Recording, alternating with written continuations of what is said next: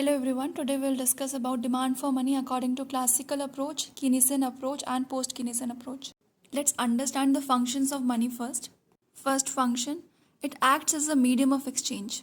See, these days we can easily exchange money for good.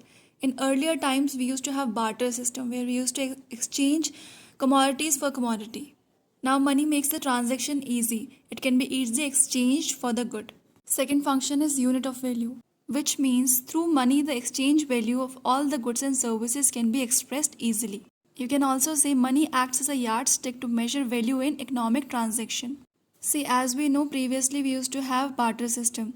People used to exchange commodity for commodity, which used to make it really difficult to measure the value of the commodity. People had to exchange valuable goods for cheap goods. But now money makes it really simple. You can easily exchange the amount of money for the value of the product. Third function is store of value. See, in previous time we didn't used to have any kind of money for the transaction. So people used to hold good, but we cannot hold good for a long time, right? For example, potatoes, you cannot hold them for very long, right? But now money makes it really simple. You can easily hold it for a long period. So money acts as a store of value for the precautionary times and others. Fourth function, standard of deferred payments. Deferred payments are postponed payment to be made in future, means buy now, pay in future. For example, if a person needs 10 kgs of rice, but he does not have enough money to buy rice, so he will borrow the amount. The person needed rice, but he borrowed money. He didn't borrow rice. He will return the money to the lender after the agreed period. So this is called deferred payments when you are buying something now, but you are paying in future. Fifth function, transfer of value. See, these days transactions are so simple. Easily you can transfer money through online banking, through Google Pay, etc. But earlier things were not that simple because people had to exchange goods for goods, and you cannot exchange good from one state to another. It will take a lot of time and sometimes you really fail to do that, right? But now money makes it really simple, so it acts as a transfer of value. There are three approaches to demand for money. Those are classical approach, which was given by Fisher. Then we have Keynesian approach. Third one is post-Keynesian approach. First one, the classical approach, which was given by Fisher. So Fisher's equation of exchange was MV is equal to PT, where M stands for total amount of money, V velocity of money, P price level, T total amount of goods and services exchanged from money. Velocity is how quickly money changes hands. So here MV is the supply of money, PT is the demand for money. According to Fisher, as money supply increases, the price of the goods also increases. So I'll give you one recent example of demonetization, which happened on 8th November 2016. The money supply in the economy increased suddenly that time, and the prices of the gold were increased overnight. So the more the money supply, the higher would be the price. Next came the new classical theory, which was given by Marshall and Pigou. The equation was MD is equal to KY, where K is the constant, MD is money demand, Y is income.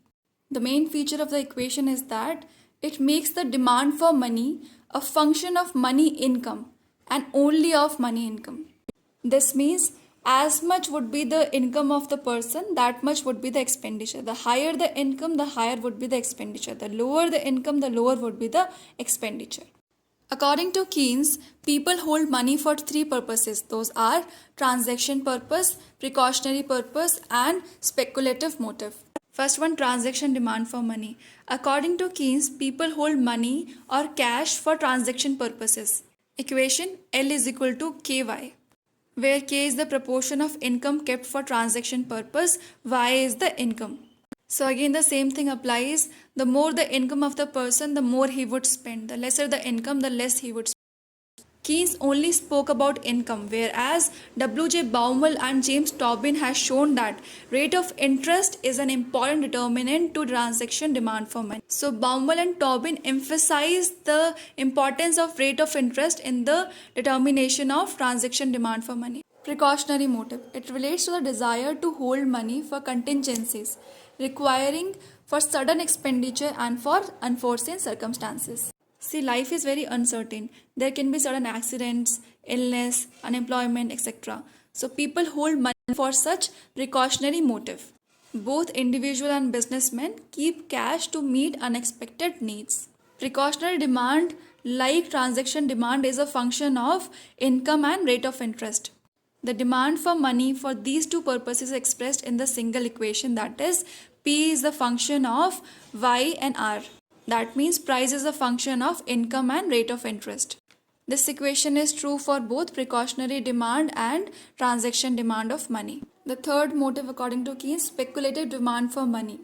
The speculative or asset or liquidity preference demand for money is securing profit from knowing better than the market what the future will bring forth.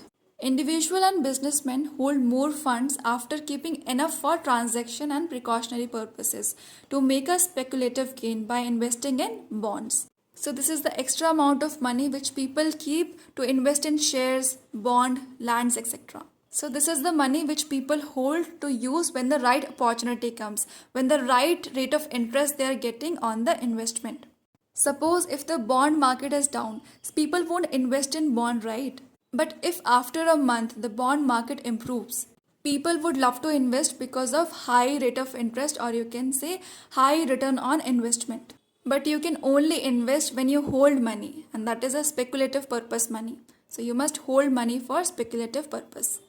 Therefore, speculative demand for money is inversely related to ROI. That means higher the ROI, higher the rate of interest, lower would be the speculative demand for money. And the lower the rate of interest, the higher would be the speculative demand for money. So when the rate of interest is high, the speculative demand is less. When it is R5, speculative demand is S1. So as the rate of interest decreases, speculative demands increases. After a certain point, the rate of interest decreases that much that it causes liquidity trap. Liquidity trap is a situation when rate of interest goes very down. Since the rate of interest has gone down, people won't invest in bonds. They would rather prefer to save money than to invest in bonds. So it is a situation where people save more money rather than investing because of low rate of interest.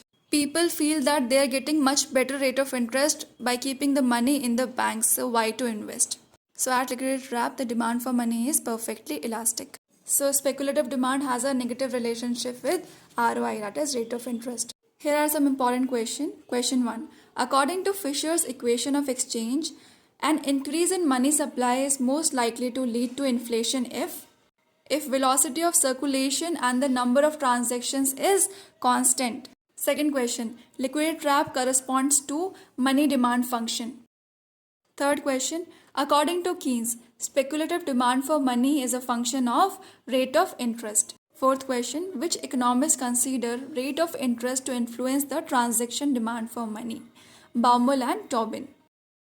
Fifth question, if the money supply in the country decreases, this will lead to decrease in the prices as well. Sixth question, in the equation MV is equal to PY, V represents velocity of money. Seventh question, the number of times a unit of money exchanges hands during a unit period of time is known as velocity of circulation of money. Here are the components of money supply M1, M2, M3 and M4. M1 comprises of C plus D plus DD, that is currency plus demand deposits plus other deposits with RBI. M2 comprises of M1 plus saving deposits with post office saving banks. M3 comprises of M1 plus time deposits with the banks. M4 comprises of M3 plus total deposits of post office savings organization excluding the NSC. These money supply components are really important from NT-NET perspective. Thank you so much.